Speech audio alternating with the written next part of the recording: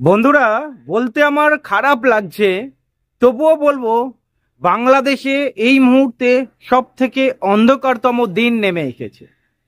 আপনারা দেখেছেন মুজিবুর রহমানের মূর্তি কিভাবে ভাঙা হচ্ছে।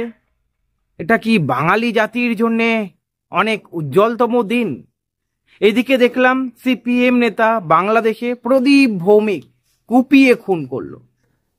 মানে বাংলাদেশে কমিউনিস্ট পার্টির ওপরেও হামলা হচ্ছে। মানে কমিউনিস্ট পার্টিকে মাথা উঁচু করে দাঁড়াতে দেবে না বাংলাদেশে। বন্ধুরা, শোনা যাচ্ছে, বিভিন্ন জায়গা থেকে খবর পাচ্ছি, বেছে বেছে নাকি হিন্দুদের ওপরে অত্যাচার করা হচ্ছে। আমরা এমন চিত্রও দেখেছি অনেক জায়গায়, মুসলিমরা আছেন যারা সব ধর্মকে মান্যতা দেয়, তারা কিন্তু হিন্দু ধর্মকেও রক্ষা করতে চায়। যার ফলে আমরা দেখেছি বিভিন্ন দিকে মন্দিরে পাহারা দিচ্ছে তারা। অনেক জায়গায় দেখেছি মন্দির ভেঙে দেওয়া হচ্ছে। এবং অনেক বাংলাদেশি সংখ্যালঘু হিন্দু রয়েছেন, তারা অন্য কথা বলছে।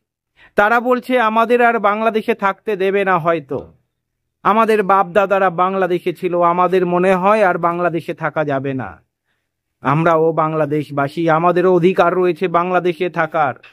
বেছে বেছে হিন্দুদের ওপরে অত্যাচার করা হচ্ছে। এমনি এমনি বলছি না যে কালোতম দিন, অন্ধকারতম দিন। আমরা দেখতে পাচ্ছি শেখ হাসিনা ইস্তফা দেওয়ার পরে শেখ হাসিনার বাসভবনে কিভাবে আপনারা দেখেছেন লুট তরাজ যাকে বলা হয়, লুট চলেছে। যা পেরেছে লুট করে নিয়ে গেছে, মিডিয়ার মাধ্যমে দেখানো হয়েছে। আমরা দেখতে পাচ্ছি মন্দির ভাঙা হচ্ছে, হিন্দু নেতাকে খুন করা হচ্ছে, কমিউনিস্ট হিন্দু নেতাকে। আগামী দিনে বাংলাদেশ কেমন হবে সময় বলবে। তবে হ্যাঁ, পশ্চিমবঙ্গের সিপিআইএম নেতারা মুখ খুলেছে, তারা সম্প্রীতির বার্তা দিয়েছে, তারা দেখতে চাইছে জল কত দূর গড়ায়। তবে দেখে দেখে যে বাংলাদেশে কমিউনিস্ট পার্টির নেতাদের খুন করা হয়েছে এবং বাংলাদেশ সংখ্যালঘুদের ওপর অত্যাচার চালানো হচ্ছে, বাংলাদেশবাসী যারা বাংলাদেশে একসঙ্গে থাকেন হিন্দু মুসলিম মিশে, তাদেরকে দেখা উচিত। তারা কি সত্যিই চায় বাংলাদেশকে হিন্দু শূন্য করতে? বড় প্রশ্ন। আমরা দেখেছি বিভিন্ন দিকে বিভিন্ন দাঙ্গার ছবি আমাদের সামনে আসছে, কত মানুষ মারা গেছে। আমি বলছি না যে শেখ হাসিনা সরকার কেমন ছিল, উনি ইস্তফা দিয়েছে, এই বিষয়ে কোনো কথা বলবো না। তবে এ কেমন বাংলাদেশ চাইছে বাংলাদেশের স্টুডেন্টরা? বাংলাদেশের স্টুডেন্ট আন্দোলন থেকে শুরু হয়েছিল, ছাত্র আন্দোলন থেকে শুরু হয়েছিল, তারপরে ধীরে ধীরে এটা কোন রূপ নিল?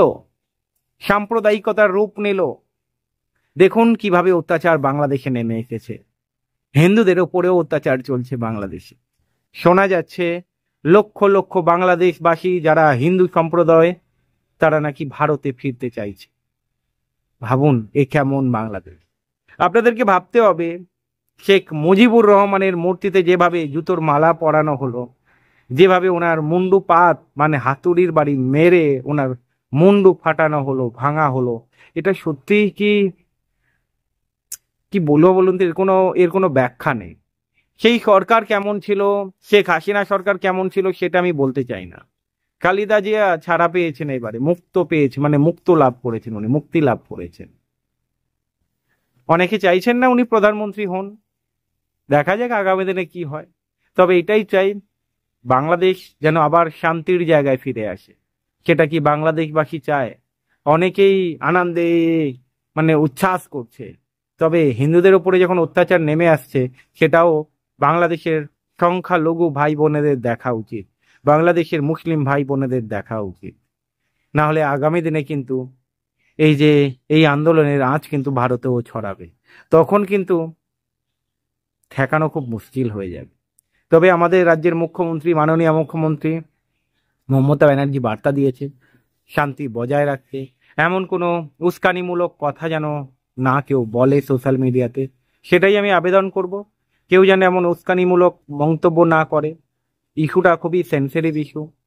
তবে বাংলাদেশে যে ঘটনাগুলো ঘটছে একদমই কাম্য নয়। কমিউনিস্ট পার্টির নেতার হত্যা, হিন্দুদের দেখে দেখে মন্দির ভাঙা হচ্ছে, হিন্দুদের ওপর অত্যাচার, সেটা মানা যায় না। আপনারা কি বলবেন কমেন্ট করে জানাবেন। ভালো থাকবেন।